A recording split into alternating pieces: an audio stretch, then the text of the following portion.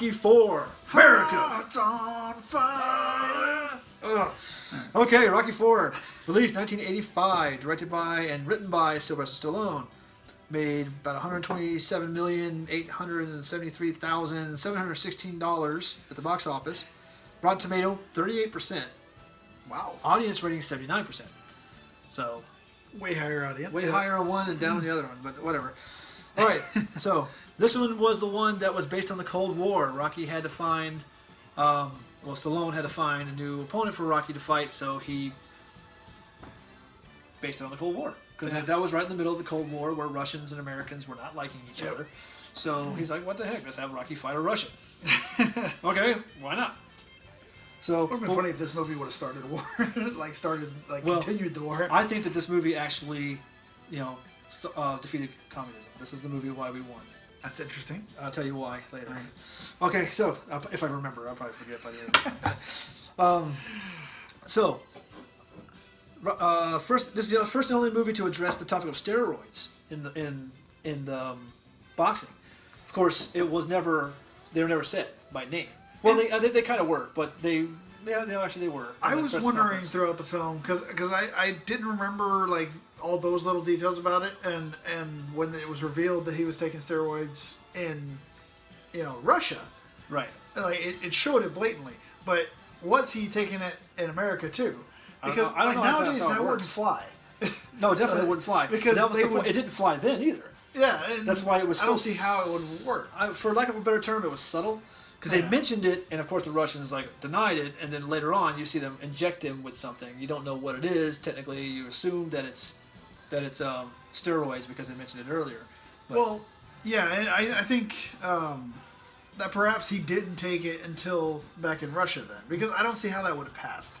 I don't know. Maybe, I don't know how the drug tests worked back then. Yeah, exactly. I know. But either way, so this is the first time that Adrian didn't want Rocky to fight, and his determination gets her to come around. So in this movie, she did not want him to fight. Apollo. So basically, what happens is this Russian guy comes across the sea, and the Russians are saying that he's this great boxer, the greatest. He's like a boxing machine, and they were like, he can defeat anyone in America. And so Apollo, who's always had a America kind of attitude. He's always had an America theme. He's got the American trunks. Yeah, he's got the red, white, and blue trunks that he wears. He has the whole Uncle Sam hat. Yeah. And everything. In the first movie, he wore that. And but more importantly, he is a showman. He's a showman. He's very much a showman. And that's what he sees the Russian as. He sees him as a show, like this is America versus Russia. Right. He looks at it as a way to promote, I guess you might say. But he also it was for him it was a point of pride, American pride. Yeah. So he wasn't just doing it for the show. But it was also supposed to be a show. Like, yeah. It wasn't really. Yeah. So he basically challenges the Russian his first fight in the States, and he challenges him as an exhibition to fight the former champ. This whole thing, and his whole plan is to humiliate him because he knows he's big, but he thought he was too clumsy and he's slow. And I'm Apollo, I'm fast. But if you watch him fight, he kind of does come off as really. He really does, but he's very stiff. He only has to connect once, and it's over. Yeah. Because when that fight happens, James Brown was there. It was like coming to living in America. And that's what I'm talking about. Yes, the huge showmanship in the beginning. And the Russian is literally. It was a great scene. Yeah. Because the Russian's standing down, and he's by himself. He's just standing in this ring, in this dark room, and all of a sudden the ceiling opens up, and the stage it starts to rise up the ring, and he's in the middle of the thing. It's dun dun dun dun dun, and it's just crazy, and he's just looking around, and the look on his face, he's a little confused, and he's like, really, what the hell is happening here? I'm gonna have to open up a can. Now, does part of you think that he misunderstood that it was an exhibition? Because I kind of got that from the film. I think so. I think they didn't. The way Apollo was acting, he didn't know it was a show. Exactly. He thought it was a fight. The way Apollo was acting, especially in the pre-fight interview, he was not being nice. Yeah, he was constantly saying, "I'm going to kick your head," that kind of thing. Constantly berating him, and he's like, "Yeah, that's not going to happen." Exactly, and so I kind of wonder if part of that was a misunderstanding, but then that kind of is blown out of the water later on when I don't think that Drago. I don't think that the Russians wanted to use this as an example. Yeah, it wasn't. I don't think he meant to kill Apollo. I don't think that was not his intention. He didn't care that he did. These are the answers I'm hoping for in Creed 2. Yes. Oh God. I'm really hoping they answer some of this. Drago's coming back in Creed 2 with his son. It's gonna be awesome. So it's all leading to that. The Russians. Okay, now the Russians and Americans are portrayed differently, but the same. So like. The first time I saw this, I used to think that the Russians were portrayed as evil, like they were the bad guys, or were Russians, this whole thing. But this time, I didn't catch that. I didn't see it that way. Because when the Russians came over, they were very humble. They were very quiet. I think they were choosing to let Drago speak for himself. And it was kind of the Americans being the dicks at first. The Americans were being the actually. dicks at first. Yeah. We really were. It was, I say we, I was there. But the Americans were You were being a dick. I was being a dick. But the Americans were being jerks at first. And they were like, you're Russians, you're bad, you're communists, blah, blah, blah. But then once... the first fight was over and Drago won, it killed Apollo. It was the other way around. The Russians were like, hey, we're strong, you're weak, you suck, we rule. Yeah. Bite me. And then Rocky comes along and he challenges. Now he challenges. I remember those exact words. That's exactly what they said in Russian. But Rocky comes up and he challenges him. First of all, he gives up the title. Now here's my question: is that him retiring from actual fight boxing? Is when he gave up the title? He gave him the title? Because at Apollo's funeral, he took his belt and he placed it on the thing, and they said that he gave up the title. Does that mean he retired from boxing? Was that his actual retirement, and this was like just revenge? It was revenge. It kind of felt that way. Yeah, in a way. think about it, because that could have been his actual retirement, because he never wore the belt again. He still had it because he never lost it. So I didn't even think about that. So but, yeah, I mean, yeah, it could be. I mean, because he didn't fight for championship after that. No, he never did. Never did. So he challenges this guy, and he kind of goes into this zone, and you've never seen Rocky like that before. Yeah. Because Rocky has never fought out of anger. He's never fought out of any kind of real emotion towards his opponent, with possible the exception of Clubber Lang, but it wasn't Lang he was angry at. It was himself that he was angry at. Yeah. This was pure revenge. And it wasn't so much like he wasn't trying to kill him, but like the speech with Adrian was completely different.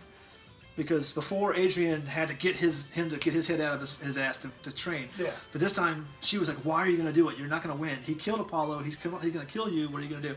And hers is pure worry. Hers is at pure this point, worry. yeah. And he actually and I love the scene. He's like, "Look, to beat me, he's going to have to kill me. Yeah. And to do that, he's going to have to be willing to die himself." So maybe I can't win. Maybe the only thing I can do is just take everything he's got. But the baby, he's gonna have to kill me. When you kill me, he's gonna have the heart to stand in front of me. And to do that, he's gotta be willing to die himself. And I'm like, that's ballsy right there. Yeah. He's saying, I might not walk out of it, but I'm going to walk into it. But then, oddly enough, like this fight is my least favorite fight. It gets better toward the end, but for some reason, like I was bored by this fight in the beginning. Really? Okay. Yeah. Well, yeah. Okay, Just we'll talk about because of Dolph Lundgren being so stiff, like the way he fights, it's just I didn't think of it that way. I just felt that he was just like a wall. Yeah. Anyway, so let's go into some of that stuff. It might just be because it was coming off of part 3, and it may be part because 3 was so very great. animated. He was completely different than Clubber Lang. Because Clubber Lang was a smack talker. For sure. He's like, I'm like everybody, I got a Lambo for you. I got a Lambo. Come on, I got a Lambo. And he comes out and like, Dolph Lundgren just goes out and he goes, I must break you. Yeah. And that was the only thing he said in English until he goes, but that's you're dead. perfect for him. Oh yeah, because Dolph Lundgren is by no means a good actor. So doing that, he has become a better actor. I'll give him that, and I'm hoping for that in Drago, in the new one. Yeah, but I think the choice of his words, "I must break you," speaks a lot. It's unbelievable the condition of both men. I must break you.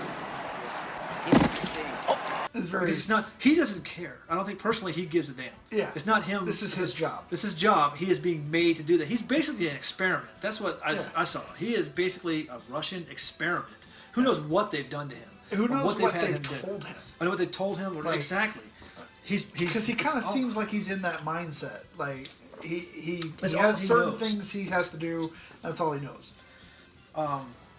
So this movie has, if you count the fight at the end, it has 4 montages, 4 different musical montages. Gonna need a montage. The first one It's called is the No Easy Way Out one, and it's after he has this little talk. Favorite song in His the favorite movie. song in the movie. Okay, this soundtrack is amazing. It is does have a great This is soundtrack. the best soundtrack of the entire series. So, but Rocky has And that song. his little conversation with Adrian, and that he goes and gets in his Maserati. just gonna sing in the background. Don't you sing in the back? There's no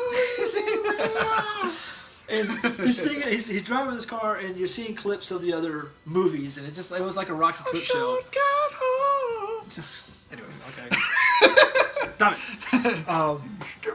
So it was like a Rocky movie clip show, and I was watching. I was like, I like this scene, but it was just a buffer. It was the thunder. It really did feel like filler, but Yeah. at the same time, I was enjoying the still- song, and I was enjoying the flashbacks. I guess that's what really matters is that you liked it. It really hooked the nostalgia in that scene. It did. It brought it back to, hey, here's where we are. It's a reminder. I just watched that, but it's amazing. Because if you think about it, this movie came out almost 10 years after the first movie came out. Damn, So- I didn't realize there was such a gap. There's a huge gap, yeah. Huh. Well, This- obviously, was that after he had done Rambo? So like he started getting into I don't better know. shape. I don't know. Because you see the progression of Rocky in shape. Yeah, Throughout- Stallone Because actually... he wasn't in that good a shape in the first film. Oh, he was in great shape. Well, he was in good shape. He just but, wasn't, he wasn't toned. cut. Yeah. Like, Because if you look at some of the training stuff they did in the first movie, one-handed push-ups, one-handed pull-ups, Oh, he was beast. I mentioned that to Rose. Yeah. Like, it's like doing the one-handed pull-ups. I was like, I can't even do two-handed pull-ups. I know. He was doing one-handed He's- push-ups on his left arm because he was left-handed. So. Yeah. But he was doing the one-handed push-ups. So he was in great shape. But in Rocky 3, do you know that at the end of Rocky 3, he was at like 2% body fat? Yeah, I believe it. He that's like 'Cause that- borderline cardiac arrest. You can't keep that. for long. I think he was the best shape, like as far as As like, tone. Yeah, Yeah. man, like Like, he was ripped in that one. He was ripped. Yeah. And Stallone actually did a lot for bodybuilding and exercise in the course of these movies. And was he even actually got very, bigger very after smart. that, but it He got bigger. wasn't In this showing movie, in the he was Rocky bigger. movie. Yeah. This movie, the training was in Russia. He goes to Russia to train. So I think he learned from you see what he's learning. He learned from the last movie that you have to get away from everything in order to train for a big fight. Because in the last movie, he got taken to L.A. away from because when he fought Apollo, he trained in Philadelphia because he couldn't go anywhere else. He trained in Philadelphia, and that fueled him. But then his fame became to the point where he couldn't train adequately in Philadelphia. Yeah, because he couldn't do it. He couldn't do it. People knew who he was, and he was constantly surrounded by people. He couldn't focus. So Apollo took him to L.A., where he wasn't as famous, I guess. I mean, he was famous, but he wasn't like a local hero. So he could train over there. And so this time he decided to go to the other guy's hometown in Russia, because Russia's one big town. And I kind of felt bad for that guy that they lived the house they lived in, because he was being forced. You knew that. Yeah. It didn't say it, but you can kind of tell that he was not too thrilled with them being there. Yeah. They weren't being jerks to him or nothing, but they took over his house Yeah. and his Well, bar. it was the, like you said, the Cold War thing. Yeah, it's a Cold War thing. So they forced him to. So he went over there and he started training, and it was just him, Duke. Did you and notice that Paulie. Rocky stopped going blind in that one eye? Like after Yeah, the they stopped second bringing it film? up. Like, They also stopped mentioning his nose being broken. yeah. Yeah. And They just kind of dropped that whole thing. Yeah, a lot of things started changing like throughout the films. I guess kind of it's- dropped it. I guess he kind of figured it out. I guess he kind of went around it. Well, it wouldn't have worked as well, I guess. I guess not. It's all good. It's minor Just keep details. bringing it up. Blindness is a minor detail. It wasn't integral to the plot. So the theme for this movie was change. Yeah. The theme of this movie was change. There's a whole lot of discussions on change, one between Rocky and Apollo. Where do we go, Stallion? Because we sure as hell can't be born again. No, it can't be born again, but, let's face it, we got to change sometime. I don't want to change, man. I like who I am. I like who you are, too, but look at that, You don't want to believe this, but that ain't us up there no more, pal. We can't do that the way we did it before. We're changing. We're like turning into regular people. Nah, Stallion. Maybe you think you're changing. But you can't change what you really are. Where Rocky was like saying, like, you got to change it sometime. We're not who we used to be. We're not young anymore. They were watching their old fight, and they're like, that's not us anymore. We can't do that anymore. Yeah. And Apollo's like, why do we have to change? We can't change. You can't change who you are. And so then Rocky says that to Adrian, and she throws the bullshit flag on him. She's like, yes, you can change who you are. You can change something. So going back to what we said earlier about how this one, I think, is the movie that ended communism. It was Rocky's eloquent speech at the end of the fight. Oh, well, If I can change, and you can change, anybody can You change. know that was purposely done for that.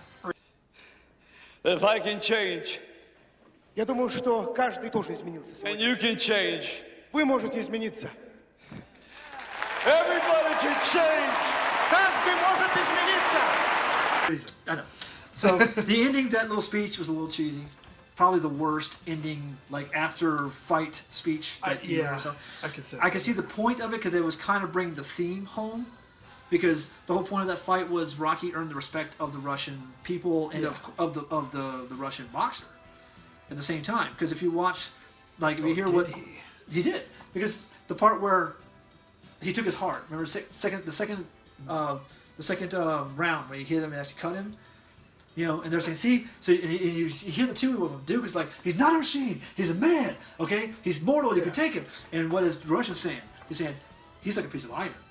It's like he's like hitting stone. That's, you know what I'm saying? Like it was opposite. He was at the same time that Rocky was getting his heart back. Yeah. The Russian was losing it, which is the point. But then I'm curious to see what he says about it in Creed 2. I can't wait. Yeah, I can't wait. The continuation of that is what I'm most looking forward to. I don't care about the Creed fight.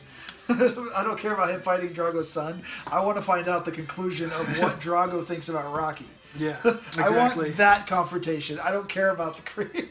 That's the funny part about it's a Creed movie. Yeah, but I am focused on Drago and Rocky. Okay, I'll see. What was interesting about this fight was this was the first one where Rocky, during the training, he wasn't learning anything. He wasn't learning a new fighting style or anything like that. It was all conditioning and getting him fit and ready to go. Yeah. He wasn't being taught anything, which is an interesting thing. This is kind of interesting. I noticed this watching the movie that there's a scene. There's two training montages. One I call pre-Adrian and post-Adrian because Adrian comes to help him out in the middle of the training. But then at the end of the second one, which is Hearts on Fire, that was my favorite song, and they're showing the differences in how they're training. They're showing the difference between the training and how the Russian has like state-of-the-art for the 80s, high-tech training facilities and all kinds of crazy stuff, machines and monitors and sensors on them and everything like that. Rocky is literally training in a barn and in the snow and just doing the same thing. Well, they're also injecting Drago. Right. But there's a scene where they're paralleling each other where they're both doing basically the overhead press. And like Drago's got the weights and he's got the crowd around him and he's trying to push this weight up. Rocky is lifting a cart that's got Paulie, Adrian, and Duke in it. And he's like got the reins or whatever, I don't know what they're called. And he's like pushing them up and down. He's like, ah! And at the end he yells, he goes, Drago! When he puts it up. Which is funny because in number 2, when he was training for Creed, he was doing the same kind of thing with the bar, but he was yelling, Creed! Creed! Yeah. And I'm like, that's a kind of a callback to that. Then it made me think of Pumping Iron, which came out in 1977, right after Rocky came out. And there's a scene in that where Lou Ferrigno is training for Mr. Olympia, and he's pumping the overhead press, going, Arnold! Arnold! And I was like, was that a thing back then? That you just did that? Maybe they saw Pumping Iron and took from it. No, that's why I looked it up, because Pumping Iron came out after Rocky did. Well, yeah, so Rocky, I'm wondering if other things. I know, but I wonder if Pumping Iron took that from Rocky, or if Lou Ferrigno saw Rocky and did that. I don't know. Anyway, so Rocky wins, of course, America, and the Russian. I tried to look at how Dolph Lundgren portrayed Ivan Drago, and I kind of felt sorry for him the more I thought about it, because he was basically an experiment.